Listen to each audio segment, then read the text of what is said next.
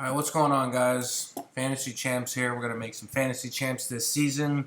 This is a video on getting the highest projected team. I use this formula. I've done so many mocks. I've done so many different calculations. Now, this is for a 10-team league, non-ppr, it's standard scoring. And I'm going to be anchoring 4 positions, maybe 5, with top scorers.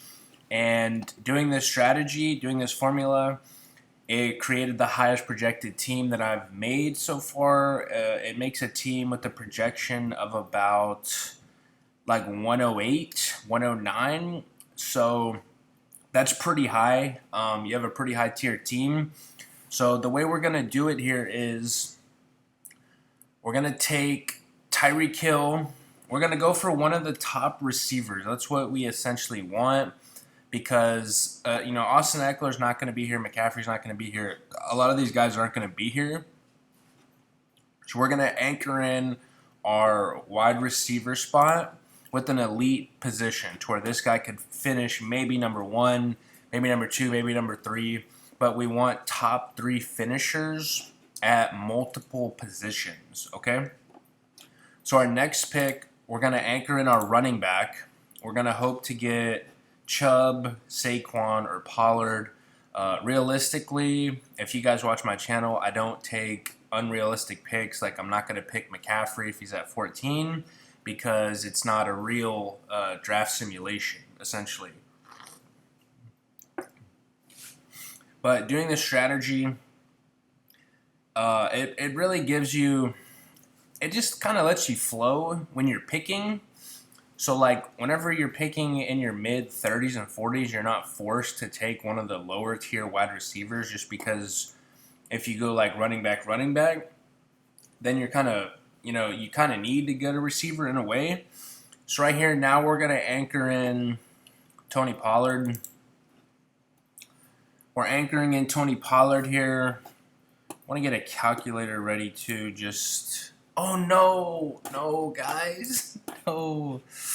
I was actually supposed to take Mahomes there.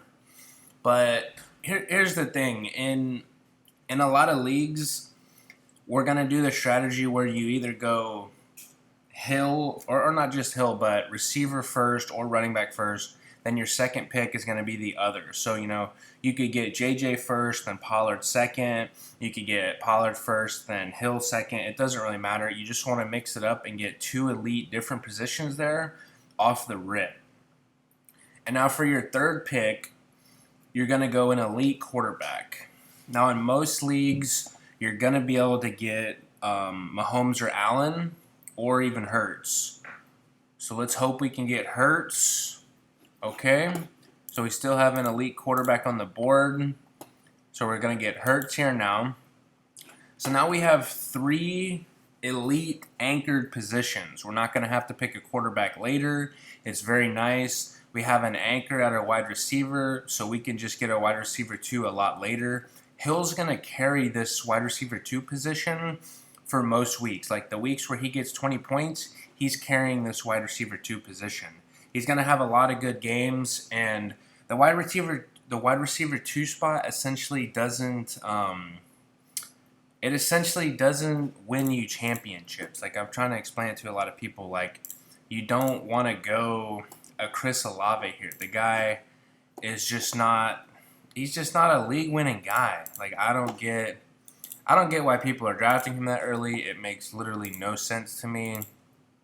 So here we're going to hope we can get Andrews.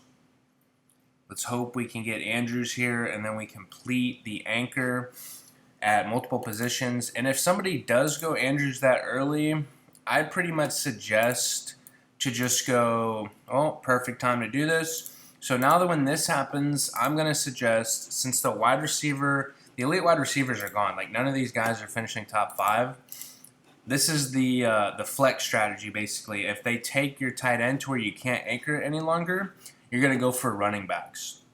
So here we're going to go realistic. I feel like these guys would be gone maybe, but we'll go Stevenson here. So right now, Stevenson could literally finish top 5. Pollard could finish top 5. Hurts should probably be top 3. Hill was number 3 wide receiver last year, so he could be top 3. So right now we have 4 solid anchor positions here. And really what we're going to be looking to do is kind of just, let me see here. Let me see what we're looking at. You really don't want to get too low on these tight ends down here. Like in this position, I would rather go, I'm thinking Goddard later. Let me see here. See, the receivers are getting kind of so we're just going to leave them there. And we're going to put J.K. Dobbins at our flex. I believe J.K. Dobbins, he's not a top 3 to 5 finishing guy, but I do believe he could be top 10. He could be top 12. So if we're getting a guy that could get, 1,200 yards, 10 touchdowns in our flex, that would be very solid numbers here. So after this, you're going to essentially just want to keep going running back, receiver, running back, receiver, running back, receiver. Where's my phone at? I want to start adding up their projected points and seeing what it looks like. Let's see here. So we're almost on the clock again. So here, we're going to still add one of these tight ends here before it gets... you don't want to get to the late guys where you're getting like a Schultz or something like that. You don't want to be that guy that just has tight ends that get you 0 a week. So we're pretty set on running backs for now, but we definitely do want more because if these guys hit, like if David Montgomery hits, boom, you could trade him for a Mark Andrews. So tight end here, we're going to throw in... Yeah, we'll throw Hawkinson in. Not too bad. I don't necessarily like the Hawkinson pick here, but he is on a good offense. The Vikings defense does suck very badly, so they should be passing a lot. He was the number 4 tight end last year, so that is pretty solid here. He did have some decent games here.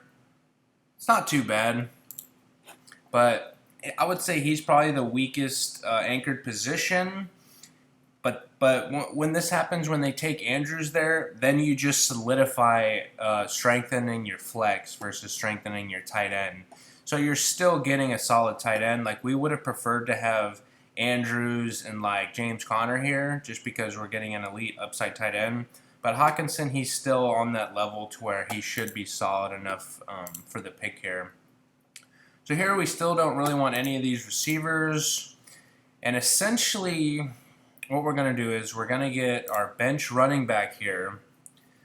And let me give you guys a little cheat sheet. If you play defenses, this I think is going to be the year where elite defenses are going to become a thing. And here's where I want to show you guys is the Cowboys defense. You look at a lot of these games, 9, 19, 16, 10, 19, 22, 11, 10, 9. Guys, this is an RB1. Okay, a lot of people are going to pass on this opportunity here. And, if you're a 49ers fan, grab the 49ers defense. Look at these. RB1 numbers, 22, 15, 13, 9, 10, 12, 18, 9, 10. These are RB1s in a defensive slot. This is going to be next year. It's going to be the part where people are like, dang, we got to start taking defenses earlier. I believe there's 4 elite defenses this year. It's the 49ers, it's the Cowboys, it's the Patriots, and it's the Eagles. We're essentially putting an RB1, a low RB1, at our defense. And this is going to give you a major advantage to people that are streaming defenses. So we're back on the clock here. Oh, man, they took Ayuk. That's all right. We wanted Ayuk here. But here we still have, okay, yeah, we still have our guys. So here we're gonna go. We'll go Burks. There's been some good news out of camp with them. Essentially, with this draft, with this formula, you're gonna want your wide receiver 2 to be your weakest position. So right here, 1, 2, 3, 4, 5, 6, 7, 8, 9. So at 9 picks. We've filled out our entire roster besides our kicker. And don't sleep on getting a good kicker. These guys are advantages as well if you play in a league where you have kickers. So we still have good running backs on the board. I do want to get one more running back before I start doing the wide receiver running back. I do like Michael Thomas here. I do like Beckham. I do like Tony. I do like Quentin Johnson. See, there's a lot of these guys where like you throw Quentin Johnson in your wide receiver 2 spot. He gets you 60 yards, and then you're fine with it. We're going to go one more running back here. We're going to go Brian Robinson. Just so we have Connor Robinson on the bench. We have trade assets down here. If Burks has a good week and Connor has a good week, we could flip maybe Burks, Hawkinson, and Connor and get Kelsey. You can do crazy trades like that when you have good assets on your bench. So let's see. So we don't need a tight end, which is nice. So you don't want to be drafting tight ends here. This is gross. So wide receiver again, we're going to take Tony here. We're going to take the Chiefs' #1 option. I think he's a guy you put him at your wide receiver too. He might get games where he has a jet sweep touchdown. He might have a screen touchdown. He might have 60 yards. That's all essentially we're looking for is guys that could be on good offenses, that have a lot of touchdown opportunities, and that are going to fall in the end zone a couple times here and there. I think after we get Quentin Johnson here... Oh, yeah, I forgot, guys. Best sleeper in the draft, Elijah Moore. Guy's been killing it in camp. Multiple touchdowns he's been catching. So right here, we're actually going to go... We're going to take Tucker. This is also putting... If you play with a kicker, we've been thinking about taking it out, but we still play with it. So this is essentially also a low RB1 at kicker. Big numbers here, like advantage. You have 13 advantage, 14 advantage, 12 advantage. Big advantage. Get these advantages here that people wait on. You don't want the kickers that are getting 4 points and the defenses that are getting 4 points. So here we're going to go back to wide receiver. Quentin Johnson's still there for us. We even still have some good running backs left. I do like getting Gibson, but since we have running backs, we're going to go... We'll go Quentin Johnson. Top rookie receivers, try to get 2 of them. Try to get, JSN. Try to get Addison. Try to get Quentin Johnson. Try to get at least 1, 2, maybe 3 of them. So I want to start adding up our projections here. Let me pull up the ESPN app so we can start adding this up. Let me see here. We're going to go to football. I'm going to go to players. All right. Actually, we'll do it at the end of it here. So here's where you can kind of just have fun, add in some guys here. We want to make sure you're going to get Elijah Moore. You can draft him a little bit earlier if you need it, but we're going to get another running back with upside here. Damon Harris. On a good offense, he might be the goal line back. Not too bad. Some other guys in here you can get is Devin. Don't know how to pronounce his last name. But running backs are pretty dead here. I would add Clyde at your end of drafts and Gainwell, just because Penny averages 6 games per year for his entire career played. Liza Mitchell, also a good add if McCaffrey goes down. But the ones I would be looking at, also Rasharon Johnson, very good add there. The big ones I would add, just because they're cheap, is Clyde and definitely Gainwell. But here we're going to get Elijah Moore. Very solid wide receiver 2. He's going to be the wide receiver 2 in that offense. Amari Cooper does get hurt here and there. So, if he gets hurt, Elijah Moore's going to be the one. I'm not saying this guy's going to be like some league-winning guy or anything like that, but it's not going to show any news on here, is it? But yeah, if you type in Elijah Moore on YouTube and type in training camp, he catches, I saw probably 3 to 4 touchdowns caught, which is really nice. He's getting targeted a lot. And here we're just going to go another running back here. We're going to go, let's see, Bears offense sucks, so I don't want that. Could go Tanks Bisbee if ETN gets hurt. I think we'll honestly go that if he gets hurt. So right here, we're going to add up the team We're going to add up the projections here real quick. We're going to go to calculator. So the goal is to basically want to get a team over like 104, over 105. So let's see if we can do that. So we have Hurts at 24.3 plus, and then we have Pollard, which is, let's see. Where's Mr. Pollard at? Mr. Pollard is at 14.5 equals 38.8. Who else do we have? We have Stevenson. He's at 12.1 plus 12.1 equals 50. Okay, Hill.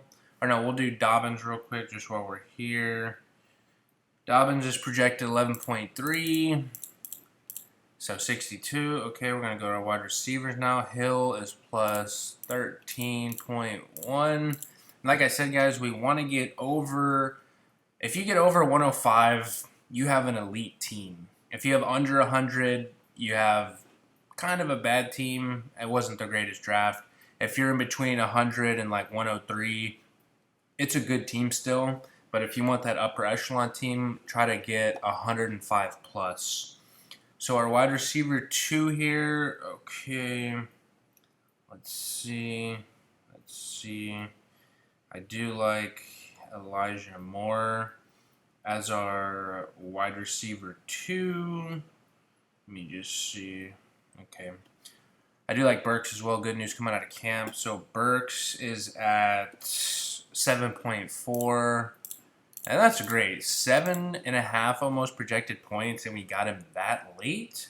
Now, he could bust, but like I said, you just want him getting like 5 points because your quarterback's going to carry him, your tight end's going to carry him, your defense is going to carry him, your kicker's going to carry him. All these other anchored positions are going to carry him. If the Cowboys defense gets 14 points, they automatically carried your weak spot.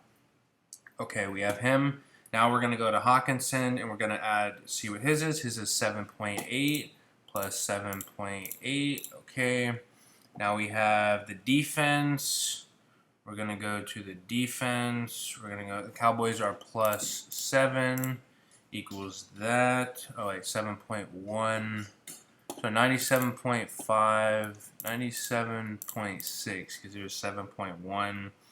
Then we have Tucker at plus 8.8.